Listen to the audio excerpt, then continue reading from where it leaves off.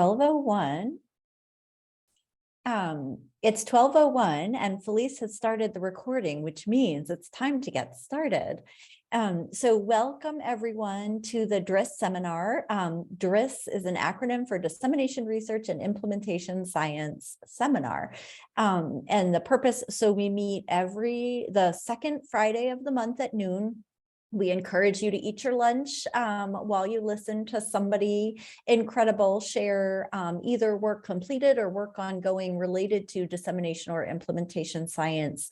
We started this seminar as an opportunity to learn what's happening both across campus and in our larger community, as well as across the country. And we're really excited to hear today from an associate professor in rheumatology, Christie Bartels, and an assistant professor in the Department of Family Medicine and Community Health, Edmund Ramley, around some very exciting implementation work that they've been doing that sort of bridges primary care and specialty clinics. The setup for the seminar is about a 30 to 40 minute presentation, followed by 15 to 20 minutes for questions and discussion. We always have a robust discussion. We really enjoy that part of the seminar. I'll encourage you, if you're not presenting, to try to mute your microphone, and please keep track of questions so that we can have a good discussion. And at the end, we will ask you to complete an evaluation, because this is a new seminar and we're learning what works and how we can make it better. So with that, I'm going to let Dr. Bartels and Ramley take it away. Thank you so much to both of you for agreeing to be here. Heidi, thanks for the invitation. We're thrilled to be here today. So thanks so much. And Edmund is on the countdown to baby number 2. Edmund, how many days to go? Less than a week. So this is very exciting. Next Thursday, yeah. Yes, Heidi, there you go.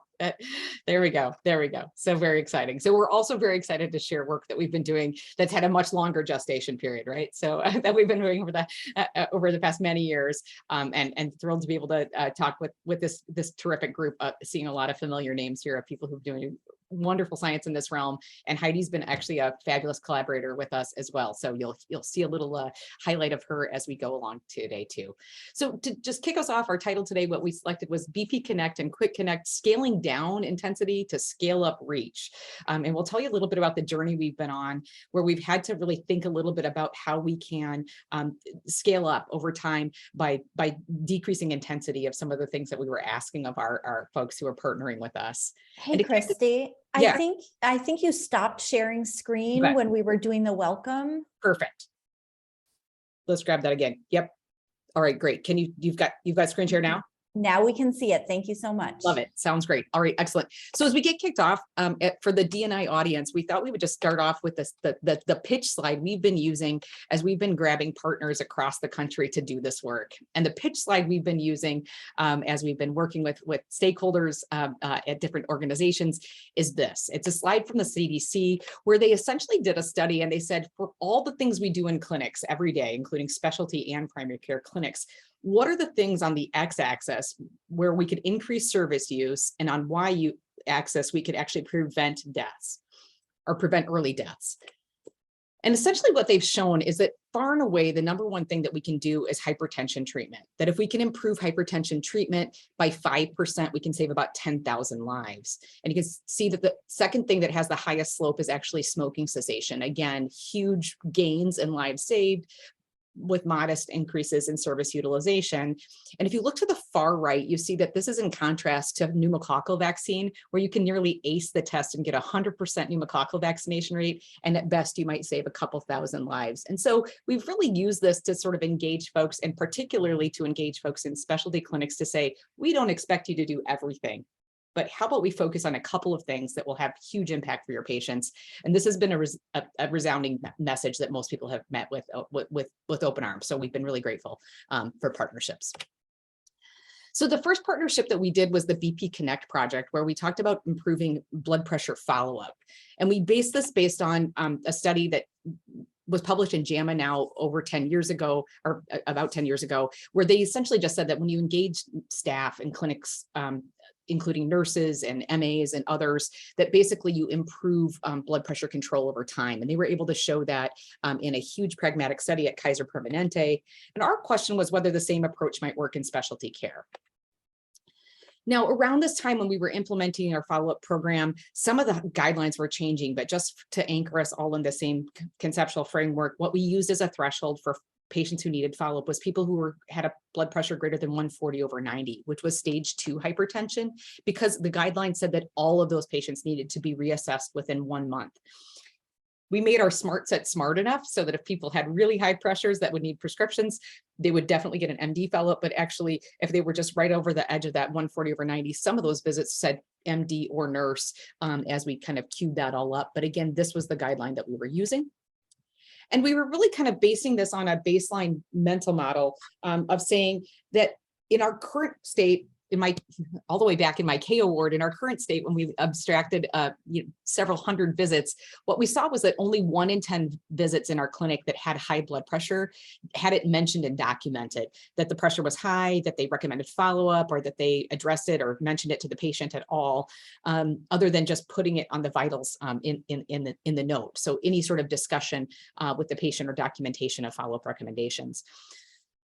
The problem was that when we interviewed patients, what they told us is that they assume it's normal. If we don't give them feedback on what that pressure was, they actually get false signal and think that the number was normal because we overlook mentioning it to them. And so what we envisioned was, a protocol that wouldn't rely on the physician to necessarily remember this amid the myriad things, but rather that the nurses or MAs who were doing the vital signs could measure if they were high, could confirm that, reflect that back to the patient, share some education, and then that we could automate a system to get loop back for timely primary care follow-up. And so that was really where we set out. So we set out to design a 3-month pre-post study where we had all adult rheumatology visits in 3 rheumatology clinics. We started off with a 6-month intervention where we did monthly audit feedback with staff, and then we had an 18-month follow-up period. And I'll have Edmund tell you a little bit more about the components of the intervention and the implementation. So the BP Connect intervention itself, the thing that we want the medical assistants and nurses to do prior to the visit with the specialist, in this case, the rheumatologist, who also hear our work in other specialties, is first to check the risk factor, in this case, blood pressure, making sure that it actually is high by remeasuring it. And there's an EHR alert that we put in as a strategy to cue remeasurement. Advise that it's important to connect, that there's a connection between blood pressure and cardiovascular disease risk and the specialty condition, in this case, rheumatic disease, and then connecting the patient through EHR cues and order sets for primary care follow-up if the second blood pressure is high. Later on, we did the average of the two being high. And so the idea was, can BP Connect, can this check, advise, connect, improve timely primary care follow-up after high BP, or at least improve trends in population BP compared to usual care.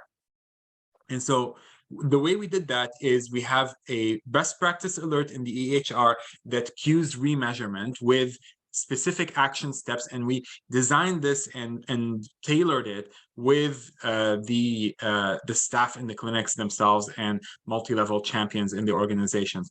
So what you see is, here are the last 3 BPs that were taken.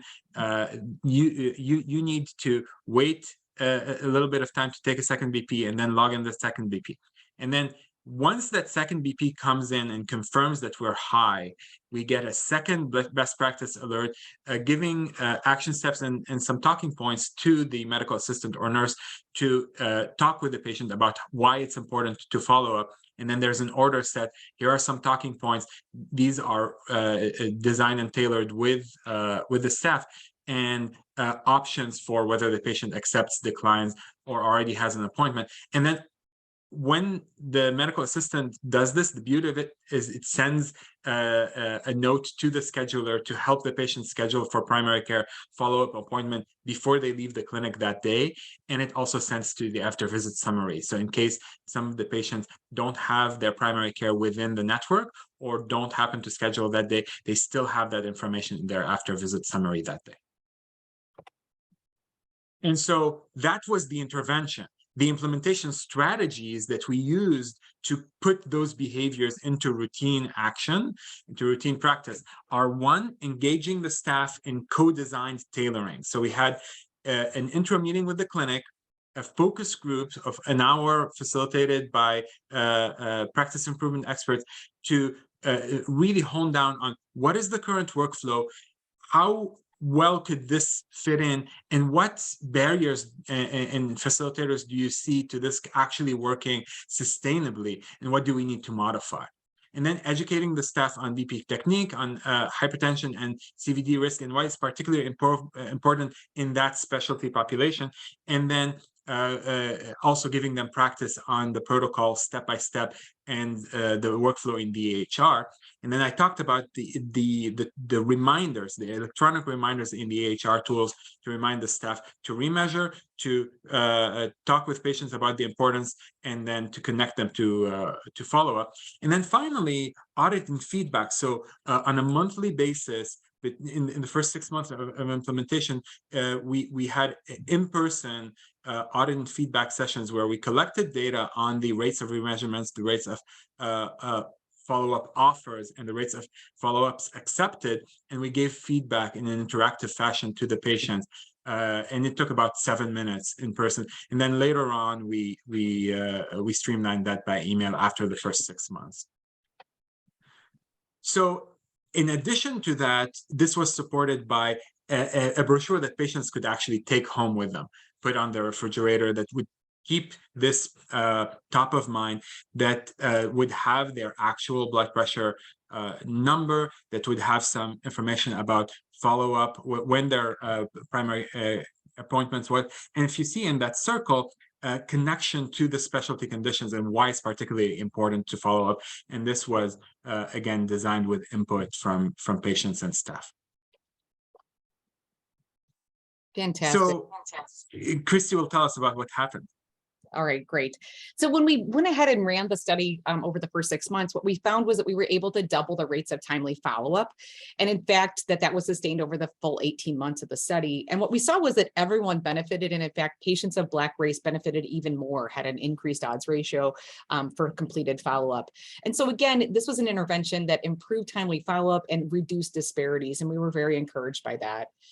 We were also encouraged by the fact that we were wondering if we might be able to detect a population level impact. And again, initially, we weren't sure we'd be powered for this, but the beautiful thing was that using interrupted time series later, where we compared 28,000 visits before the intervention to 28,000 visits after the intervention, we were actually able to demonstrate that we had a decline in rates of first high blood pressure. So again, apples to apples comparison here, that was sustained over time. And this is really incredibly encouraging for us.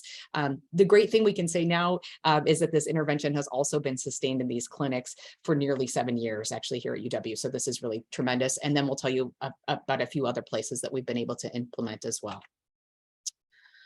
So more recently, we've been able to look at the question of how does blood pressure BP Connect work in other clinics? And we were asking the question of how might it work in an urban clinic, including Milwaukee's Medical College of Wisconsin, with 2 sites there.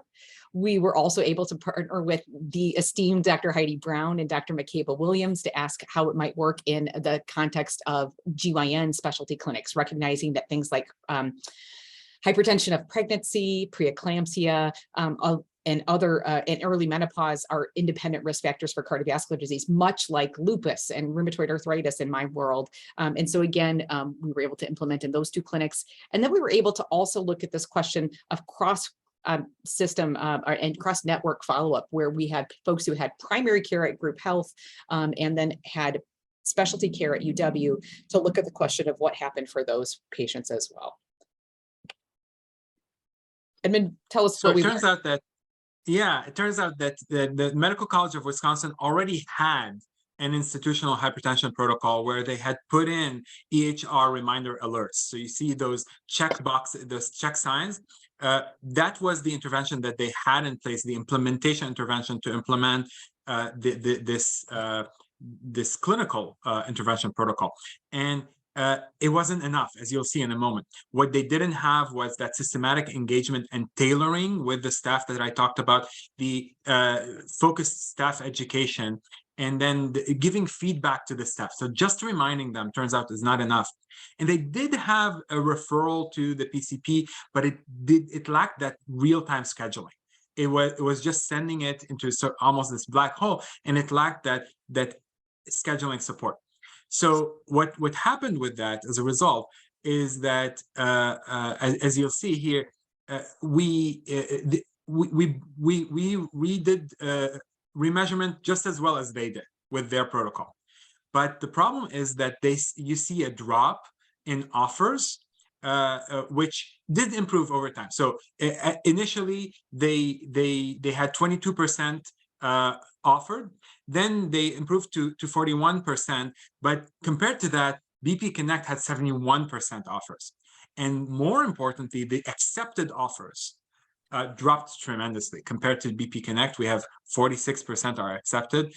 Initially, with their initial protocol, they had 8%, and it didn't increase until till only 23%. So the importance of those active supports that are tailored to make sure that it fits within the workflows and provides direct support and scheduling for the patient. And the other thing that we wanted to look at with this site is we had two clinics within that system, and we actually wanted to modify some of the strategies that we used for implementation. So with one of the sites, with one of the clinics, we had focus group tailoring, like I described before. So that 1 hour, pretty intensive, very expert facilitated. And then instead of the individual audit and feedback that we would do normally with one implementation team member and one staff person, we wanted to do group audit and feedback to see if we could reduce that intensity of the implementation and still retain the effectiveness and the impact. The other thing that we did with the other site is we kept the audit and feedback individual, so sort of higher intensity, but we reduced the intensity of that tailoring.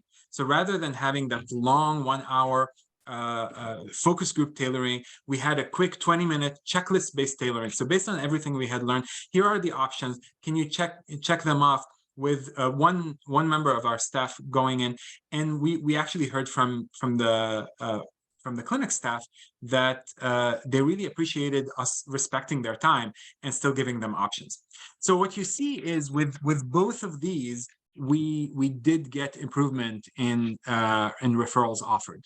And so it shows that even with reducing the intensity on one of these implementation strategies, we are able to improve, and it still improves not only compared to baseline, but also compared to the improvements that we see from that reminders only institutional protocol that we used to have prior to BP Connect at that system. And one of the lessons here too is to just roll with the punches, because obviously we didn't design this initially to be a comparative effectiveness, but boy, we took advantage of the opportunity to see what we could get for voltage gain. So I think this is another good example in the world of real world implementation sciences. Sometimes you have to pragmatic, be pragmatic. From the time that we proposed the grant to the time we got the grant, they had attempted to do one other intervention, and we just used that as a jumping off point. That's right. And so we similarly we saw improvement in the gynecology clinics where we went. And what's really cool is that the improvement that we saw was pretty much almost the same improvement that we saw in the rheumatology clinics. And the reason why that is so encouraging is it shows that this can scale out, not only scale up to more rheumatology clinics, but also scale out to other types of specialties and still show improvement, not only on remeasurement, but also on follow-up offers and ultimately timely follow-up with primary care. So similarly, we wanted to see, okay, a lot of our patients that receive these follow-up offers are not actually in network. So we partner up with Group Health Cooperative, which is a primary care provider here in the Madison area, to see in the period during which we had these referrals going out from UW specialty clinics, UW rheumatology clinics, to what extent were we seeing a signal, an improvement in timely follow-up at that out-of-network primary care provider? And it turns out that we did see some improvement. So it turns out that after-visit summary was enough to improve a little bit, but not as much as what we saw in network with that direct scheduling. So the importance of that synchronous, handoff, that direct synchronous scheduling is a key component here of the implementation. So next, we're going to talk to you about how we use the same approach with a completely different type of intervention, and we'll show you some kind of generalizability to apply this to other kinds of conditions and interventions. Fantastic. So again, I was incredibly fortunate to partner with Edmund in this, and Edmund early on said, you know, we can use a very similar approach, this check, advise, connect model, to address tobacco cessation as well. And I see Danielle McCarthy here from C-Tree, and again, we've been grateful to partner with many people on the call today at different stages of this work. But essentially, in the UK, they had been addressing smoking, saying, you know, diseases like rheumatoid arthritis, lupus are all worse. Autoimmune disease actually is worse in people who continue to smoke. And they had been doing some campaigns to make people aware of that. In the United States, people weren't very aware of that. And so we wanted to go ahead and work that into our clinic to address smoking cessation, to both reduce cardiovascular disease, but also to help with autoimmune disease control. So when we talked to patients, interestingly enough, patients told us, I had no idea that patients were in the United States were actually widely unaware of the connection with their disease state, and also the fact that it might not be making their meds work very well. And some of these meds, just so you know, cost like $2,000 a month. So we had heard patients saying things like, boy, if I knew that might make my meds work better, that would be hugely motivating for me to quit. So this was good impetus for us to move forward. We heard kind of funny comments from nurses who said, you know, we care a little, but we just don't have time to follow up, making us know that we just needed to make it easy to do the right thing.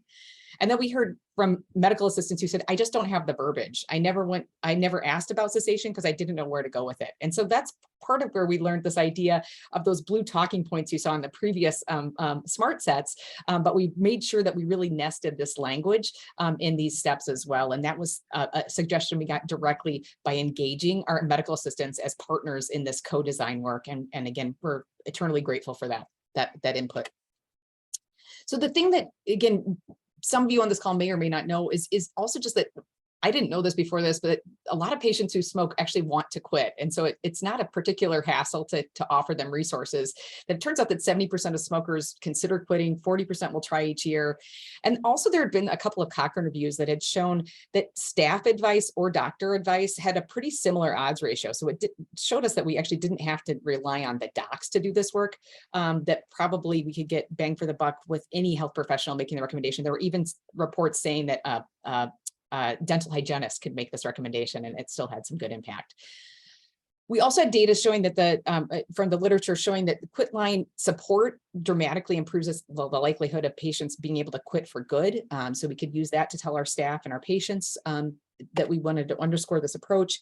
And we had data from Vadrine and colleagues showing that this Ask, Advise, Connect model was 13 times more effective than passive referral in primary care, where maybe we just hand somebody a brochure or a card like the upper right ad here, but rather connect them through a fax or through in our case, an EHR referral. And so we set out to, again, take a look at usual care versus protocol-driven care and really designed this much like the previous study. So here, usual care, again, through the K Award, we were able to abstract, in this case, about 300 charts. And we found that actually among those 300 charts, only 1 in 10 visits discussed cessation, and only 1 in 175 visits actually recommended quit line or documented that they recommended quit line. So this is pretty humbling start. We said, again, maybe we could automate this so that the staff could help explain the rationale and could help connect patients to outside resources. And that's what we set out to do. And the beauty of this approach is that we have the exact same protocol steps and the exact same implementation components. So we check the risk factor. We did it for BP. We can do it for readiness to quit, right? So again, EHR alert queuing, whether there's tobacco use and whether there's readiness to quit.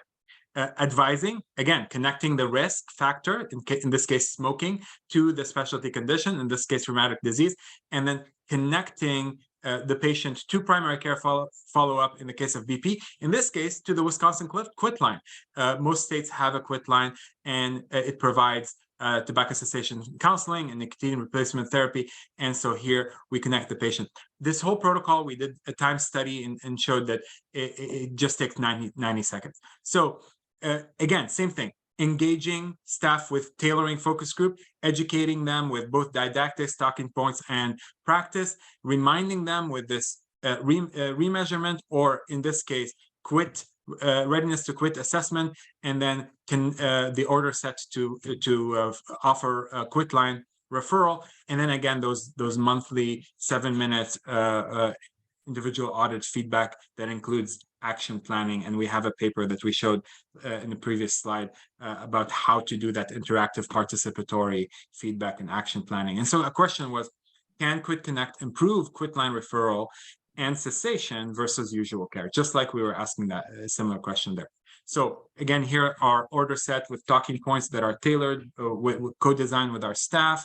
And then you can send here the consult order. And we actually worked with an external vendor, Optum, to be able to have that not only go to the quit line, but also result back to the system, so that our system here would know what actually happened. And once the 2 weeks of free nicotine replacement therapy are wrap up, having that prescription be refilled internally in the system. And so we saw over there, we had seen double odds of timely follow-up. Here we see 26-fold increase in quit line referral rate. So huge impact, huge improvement. And over time, we were able to offer more than 200 quit line referrals in Wisconsin alone from rheumatology. So the other piece, do you want to take that, Chrissy? Yeah, sure, perfect. So the other piece on this was sort of what happens to the patients after this. And so what we can tell you is that, we asked about ready to quit. It turns out that ready to quit button exists in all Epic Health systems, and it was being used 3% of the time at baseline. So it also tells you that the tools alone will not make things happen. So once we trained staff, we got that up to 80%. It turned out that when we asked patients, 1 in 3 was ready to quit. Among them, we offered 76% of patients a referral and 71% accepted referral, and then 24% of them reported a quit attempt. We then worked with C-Tree and actually contracted the quit line vendor to do some follow-up calls to our patients. And what we found was that among the people who had set a quit date, 33% of them actually stayed quit at 6 months or by self-report. So that was a decent self-report. And then also we had really high satisfaction among patients. And actually we just got some even good feedback even a week ago from someone who had been in one of our original focus groups. Who said, boy, she's been cutting back because she likes the way our clinic has been helping to support her. So funny how these things happen over time. But at any rate, this was an initial big support for that approach. And what we were able to do then was then actually partner with the Gunderson Health System in La Crosse, and we were able to do a very similar replication where we did both BP and Quit Connect. And what we saw at the Gunderson system was that their Quit Connect rate for cessation referrals, again, rather than the 26-fold odds ratio, we saw here a 14.5-fold odds ratio. It's still not shabby. So some good, strong improvement at the Gunderson system. And then more recently, we've partnered with the Grady Health System, which is a public safety net hospital in downtown Atlanta, as an affiliate with Emory University. So Dr. Sam Lim in the upper right and Dr. Jennifer Brandt are partners of ours that are at the lupus clinic in the Grady Health System. And interestingly here, as you might imagine, on the previous slide, I showed you Dr. Doug White, who's actually now the ACR president, which is lovely. But if you contrast the population in La Crosse and Madison, Wisconsin to the population in Atlanta, Georgia, sizably different. So notably here, 78% of the patients in their clinic are Black, 12% of Hispanic ethnicity. And then if you look here, actually over 80% of their patients are either on public insurance or have no insurance and self-pay. So again, what we figured here was that we would be stress testing our intervention. If it would work in this context, it could work anywhere. And this is where we set out next. Edmund, go ahead. Did you want me to go there? Oh, sure. Actually, yeah, go ahead. Do you want to talk about what we found? Yeah, go ahead. Sure. I mean, basically, again, same improvement, right? So we see that our total, right? If you see that bottom bottom right number, so we see 97%, right, were referred to quitline or class. So at that system, they had a class option, and we offered the option of either referring to the state quitline or the class. And even though we were going through the pandemic, we saw a signal despite that, which is really encouraging. And I think one of the pieces here too is just the fact that the way that, again, this got structured as a little bit of a natural choice experiment, because between getting the grant funded and going live, they had launched this class, but they hadn't really done any implementation testing or planning with their staff. So once we got them planned, they actually were able to make the offer of either, and patients could request the quitline, class support, or both. And again, what you see is that one of the tricks was that when the pandemic hit, the class shut down. And so that was the other strength of the telehealth solution, was that was able to be sustained over time. And I think another thing to point out here is that during COVID-19, cigarette sales increased for the first time since 2015, and fewer people, 27% fewer people sought quitline help. So the fact that we saw signal during this period is actually kind of remarkable. And we were really grateful, again, that our partners in good faith kept at it with us, even amidst some major trials during that time. And what we were able to see was that among the people who were referred, about 55% of them were reached and made a contact, including 37% of those people setting a quit date or reporting a quit in progress. About a third, again, accepting services, including nicotine replacement therapy. And then there were a chunk of folks who were unreachable, which I think can happen in any context, and particularly when you get an unknown number on your cell phone. So over time, we'll continue to work with the Optum vendor to see if there's other better ways they can identify patient phones. But the good news was that even during a high burden time during the COVID pandemic, we were able to pretty dramatically improve outcomes at the Grady Health System. And when we looked at an odds ratio controlled for all other factors, again, here we come up with a 20-fold odds ratio of increased referrals to the quitline with the intervention. And notably here, the only other two factors that were predictors of increased, or in this case, actually decreased likelihood to refer here are white non-Hispanic ethnicity. And this is sort of interesting that actually 100% of the clinic staff were African-American at this clinic. And this may highlight some things that we know from the congruence literature, talking about when maybe there may be some advantages that they had advantage for Black patients accepting referral from racially concordant staff, potentially, just a hypothesis that we might generate here and test in other settings.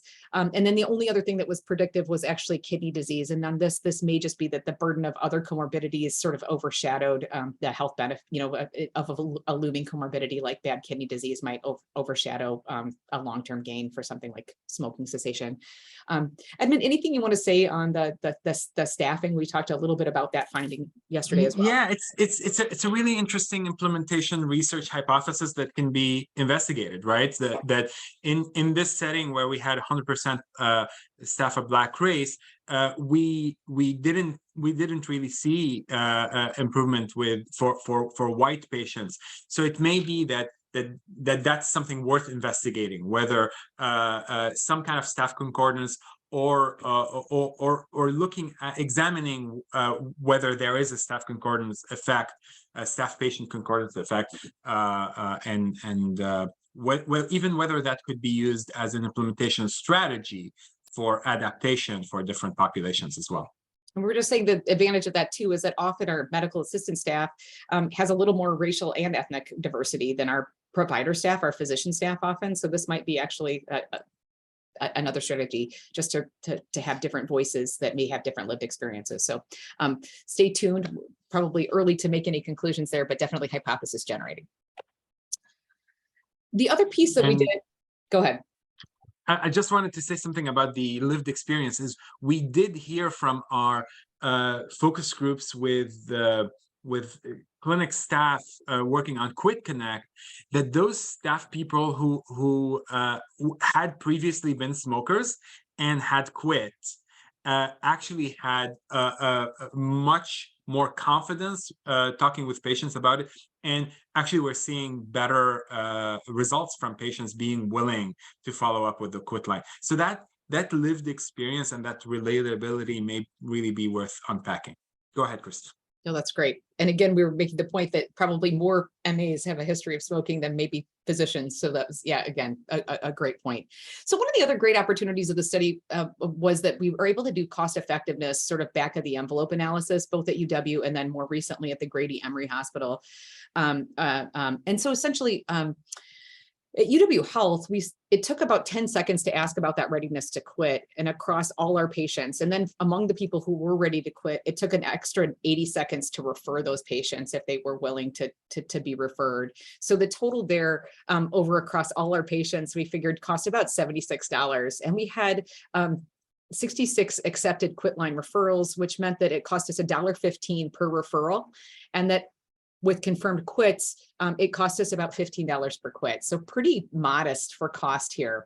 Again, the grant paid for some of the support. And so this is why we were trying to decrease this and scale the support. But the beautiful thing is that the frontline staff for this intervention were a very economical way to deliver the service. And similarly at the Grady Hospital, we were able to do some back of the envelope here, and there looked like it cost even less. It was 40 cents a referral and about $4 per quit attempt. So really kind of a remarkably cost-effective strategy to reach patients.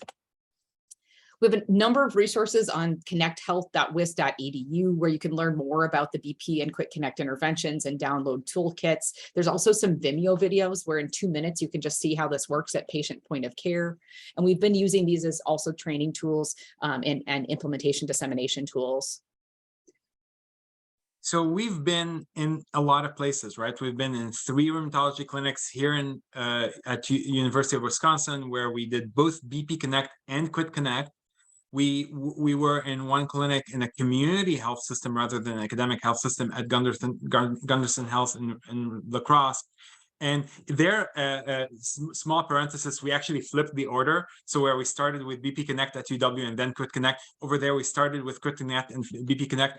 The really interesting thing that we saw is that the one you do second, staff are even more confident to begin with because they've already seen value and built capacity in doing this kind of work. So that's a really interesting sort of hypothesis there that we haven't tested formally.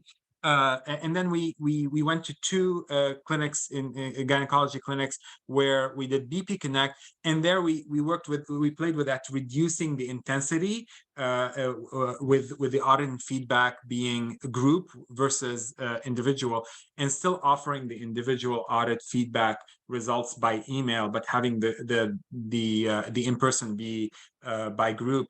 And Dr. Heidi Brown was part of that work and can attest to how much easier and more scalable and practical doing it in a group setting it is.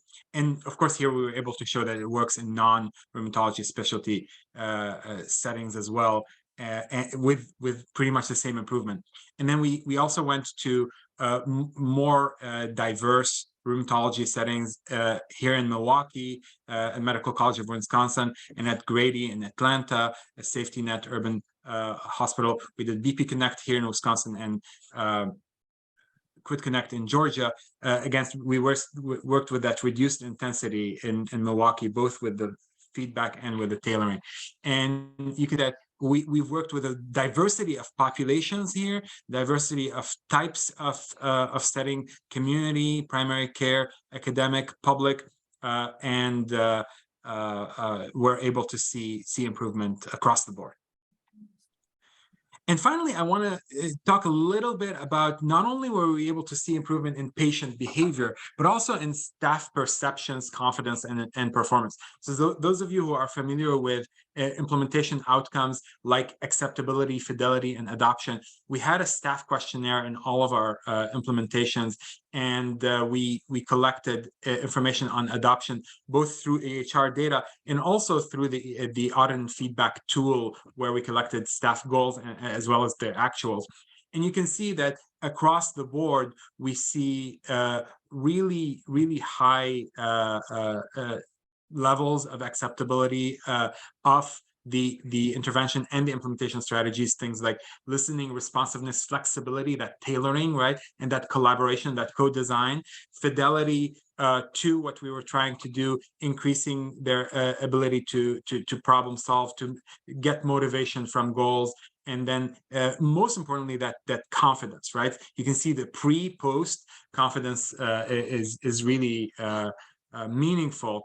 And then with the adoption, not only did we have those objective measures that we showed you before, but we saw that over time, people were willing to set more ambitious goals and actually meet them.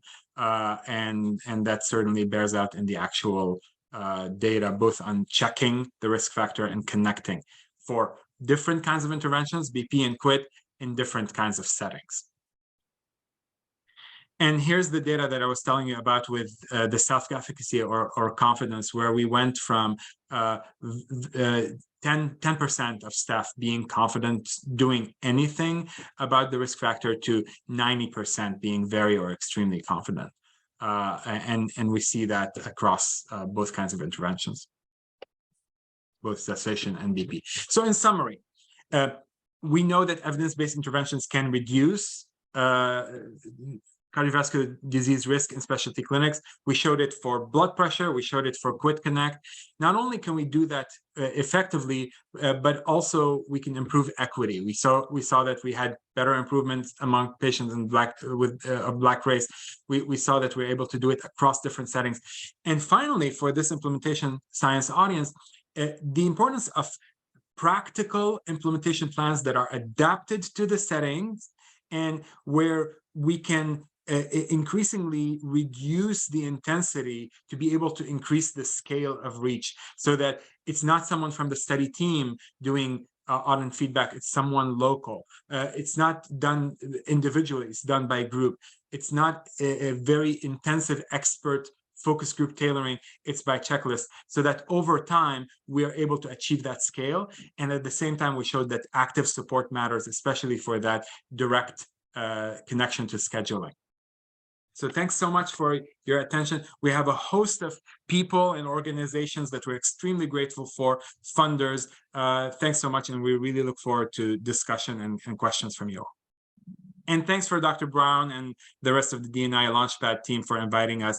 And of course, thanks for Dr. Brown for the collaboration over the years. Thank you so much.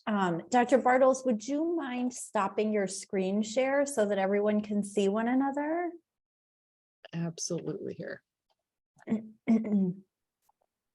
This has been just wonderful. And there's already a question in the chat. And that's from Maria Mora Pinzon. Maria, do you want to unmute and ask your question? Sure. Hi, everybody. Thank you for the presentation. It was amazing. I think just related to the last point that you presented, staff turnover. When somebody's new to the clinic, they might rate things differently. How did you handle that? Because at the several sites, so what was the plan for in that case?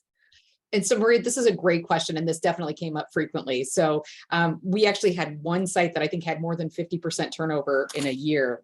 So these are real world things that happen. So what I can say is that over time, we did a few things. One is that those videos actually were incredibly helpful so that they could do sort of a 2 minutes. We actually have, and I'm going to actually make a quick introduction here as well to Monica Messina. And Monica, if you want to turn your camera on here in a bit, if you feel comfortable, feel free to do that. But Monica is my lab manager, and Monica has helped us package also just a quick checklist of tools that we can do a really fast onboarding, where people can take a look at those short videos. They can, oh, no camera, sorry about that, Monica. So I'll just give a shout out. And Heidi was saying hello to her earlier. We love Monica, who's been a wonderful partner in helping us disseminate these and build and scale as well. So we've got a short checklist of instructions that we provide, a short video that we provide. And then the other thing that I think has been incredibly helpful is we've also had on-site champions was part of what we initially did. And so we've asked the champions to do sort of a train the trainer model,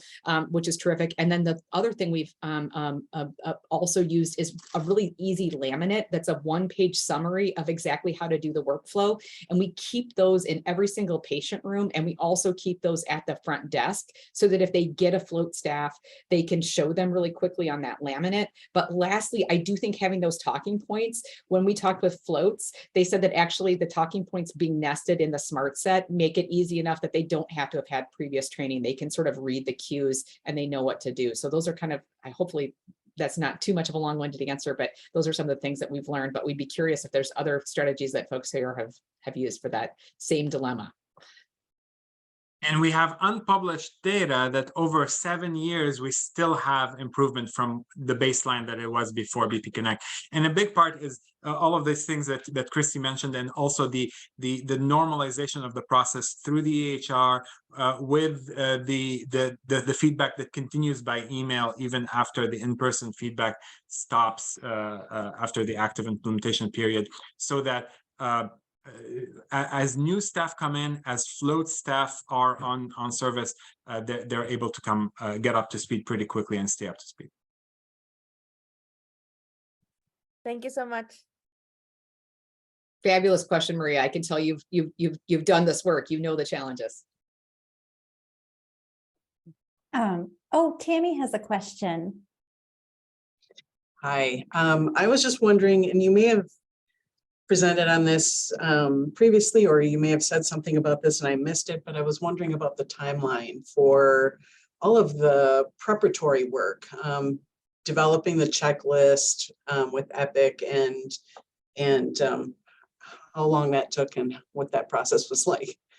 That's great. So as far as building the EHR tools, the nice thing is that the BP build is actually pretty fast. So I think our record at the Medical College of Wisconsin, it took her, I think, less than 2 days to build using our toolkit that we have. And then what I'll say is at Grady, they were a little less tech savvy, and it took us, for the Quick Connect, it's a little harder build, and it took a decent amount of coaching to support that build. So there's a little bit of variety, but I think that in general, what we were quoting people is that it would take no more than about a week's time to build, although at Grady it took a little bit more to get the reporting to land correctly, because we trained them not only to build the tool but also the reporting system so we can do the research on it. So that you're right, and then getting through those approvals to get EHR builds, that takes a little bit of time. So I'd say lead time on this is probably on the order, Edmund, you could correct me if you think it's more than this, but I think it's at least probably yeah, I mean, again, when you're getting grants ahead of time, we've got a little extra lead time, but I would say probably it would take about 3 months lead time, probably at a minimum, just to get the tools built and planned for some sort of staff engagement and kickoff. But the actual time for the staff was pretty modest. We gave them, actually I see Alice, who's on the call here too, who helped us at one point at Gunderson. And so we did like a 20-minute intro session where we did that virtually with them, and then did a one-on-one about an hour with staff to do that hands-on training, to have them practice the talking points and practice doing the protocols. And yeah, and Monica's pointing out here that we have a really detailed build workbook, that one that's Epic specific and one that's EHR agnostic that people can use.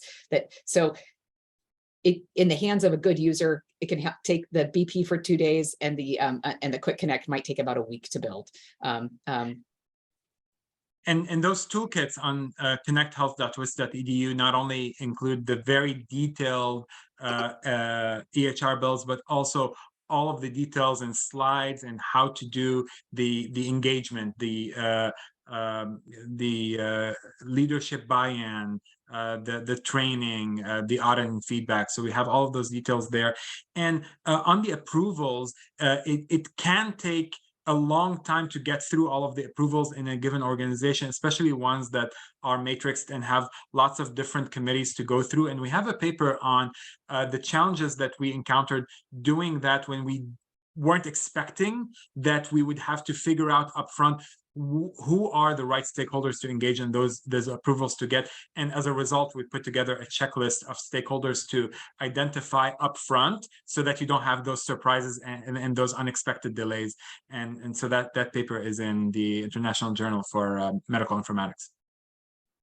That's great. Thank you so much. Jane, and then Maria. You're still muted, Jane. Oh, sorry. This is just so amazing. I get really excited about this. Every time I hear about it and seeing the cost effectiveness, it's like, oh my gosh, what could be more cost effective? So here's my question. Do you know how much this is being picked up and used just from toolkits and sustained? Is that something you can study? And what are the barriers to sort of, this should be everywhere. And what are the barriers to it not being everywhere? These are great questions, Jane. So I'd say we do have a few. I think at one point we knew how many organizations had downloaded it. Monica might be able to put that in the chat if she knows roughly. But there were many organizations. There were also some that spontaneously reached out to. There's some in Wisconsin who had tried to implement, and then mostly pre-pandemic, and we should probably reach back out to them to see kind of where they are in their journey now post-pandemic. Also, University of Vermont was planning to launch this pre-pandemic, and we could follow up with them as well. But they were actually all pretty glad to be able to use the toolkit to do that in a semi-autonomous fashion. We are also thinking about ways to scale this. And as I mentioned, the Quick Connect build is probably the hardest of all of the pieces. BP Connect build is an easy build. The Quick Connect requires an HL7 interface that lands.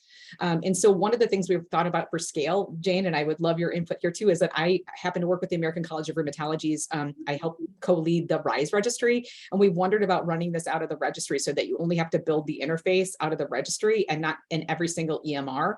So we're thinking of creative ways to scale through professional societies or through other mechanisms, but I would love to talk with you guys on how to maybe write that as a grant or some other idea to try to think about getting this to scale. Oh, yeah, you could apply for an E2I award. Okay. That's Love fun. it. Love it.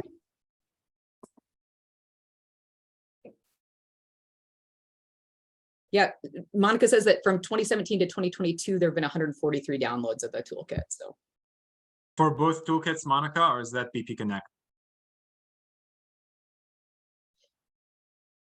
And Monica has another great point in here. Oh, go ahead. BP Connect only. Just for BP Connect. Okay. Thanks, Monica. That's very interesting, Christie, that you mentioned the Professional Society of Rheumatology, because we are, for our Edmund and I have a urinary incontinence screening and treatment program with primary care. And when we're thinking about how to build the electronic resource to direct providers and patients to, and who would have the vested interest in maintaining the updated links over time, we're partnering with the American Urogyne Society to do that work. So I think that's a sort of, it's a cool thing to think about, like who would, as you think about sustainability and maintenance, like who does have skin in the game beyond the grant funding to, make sure that we make sure links aren't broken, et cetera. I think that's great. And that actually one other quick segue, just to kind of get back to organizational support too. At Gunderson, actually they're now using the teams that we were leading are actually using this to report back to Gunderson leadership as a QI initiative. So they've got enough ownership that they're going to use this for their VP level reporting. So we'll see if and they may end up wanting to do some scale over time there as well. But Monica pointed that out, that they came back to us wanting to continue to get the word out on this project that they were really proud of that. Oh yeah, and Monica says even 3 international downloads. There you go. Well, this is really exciting. And I'm so grateful to you both for sharing your work. And I had clinic earlier this week, and there were a couple of red flags on doors, meaning that patients had elevated blood pressure and the MAs needed to remeasure it before they left so that they could be connected to their primary care if need be. And so, you know, like I see it still working in my clinic today. Which is just exciting and meaningful. And I certainly have incorporated into my education with patients that, you know, heart disease is the #1 killer of women, and blood pressure is one of the things we are in control of in terms of our cardiovascular risk.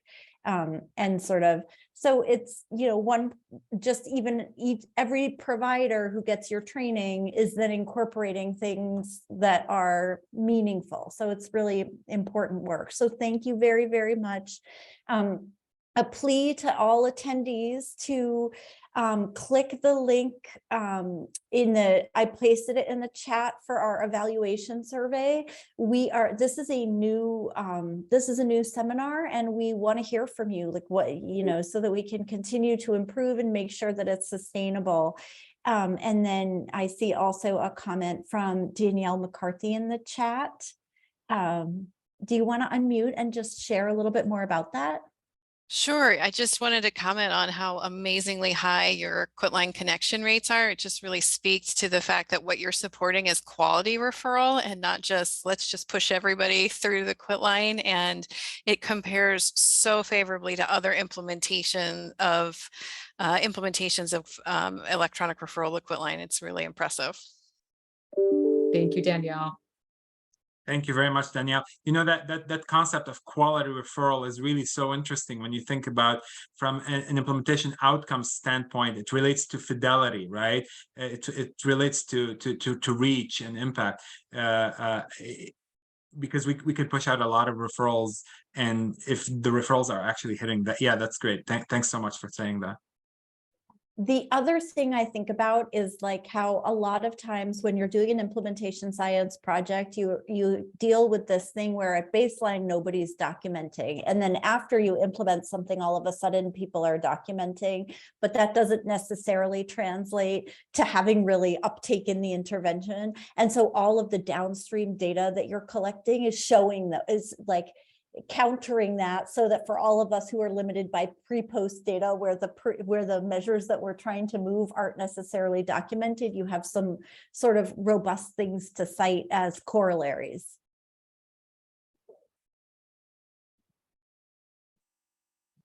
Well, I just want to say thank you also to Jane and Heidi, and I see so many different familiar faces on this and names on this call. Just saying too that there have been a number of people where we have learned from you as we've gone along with this too. So thank you all for your input, and it's fun to be a part of this community. So thank you. Thanks so much for having us. Thank you all very much for being here. Again, shameless plea, please click the link and fill out the survey before you close your Zoom. Thank you so much, everyone. Have a wonderful weekend. Thanks. Drive safely. Thank you. Thank you. Thanks.